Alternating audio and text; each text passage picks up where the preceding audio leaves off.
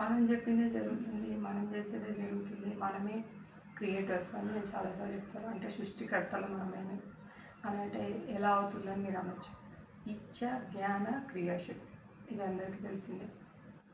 ఇచ్చ మన ఇచ్చే వాళ్ళని, దానికి మనం జ్ఞానం జోడిస్తాం, దానికి క్రియ చేస్తాం, దాని తద్వారా ఏమొస్తుంది, ఫలితం వస్తుంది.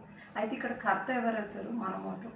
ఈ కర్తకి మనకు తెలియని శక్తిని జోడించామనుకోండి, అంటే నేను ఎన్నిసార్లు చెప్పాను, ప్రకృతిని కానీ, భగవంతుడిని కానీ, పంచభూతాత్మకమైన భూమిని కానీ, లేకుంటే మనము ఇష్టపడే మన తల్లిదండ్రులను కానీ, మనం చేసే పనిని కానీ చాలా ఇదిగా భావించి మనం చేసేది మనకు 100% రిజల్ట్ వస్తుంది.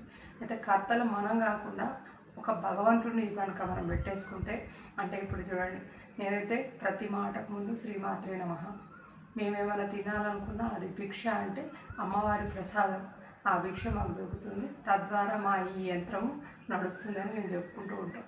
అదేవిధంగా మనం ఎవరినన్నా జోడించాం అంటే యూనివర్సల్ మనకిస్తున్న ఒక గొప్ప శక్తిని మనం జోడించామనుకోండి, మనని అన్యదా ఎప్పుడు కాపాడుతూనే ఉంటుంది. అందుకే నేను చెప్తూ ఉన్నాను మీకు, మనకన్నా గొప్పనైన విలువని మనతో జోడించుకోవడం వల్ల మనం అన్నిటి నుంచి బయటపడతాం, ఓన్లీ తృప్తిని మాత్రమే అనుభవిస్తాం. ఇది మీరు చేసి చూడండి.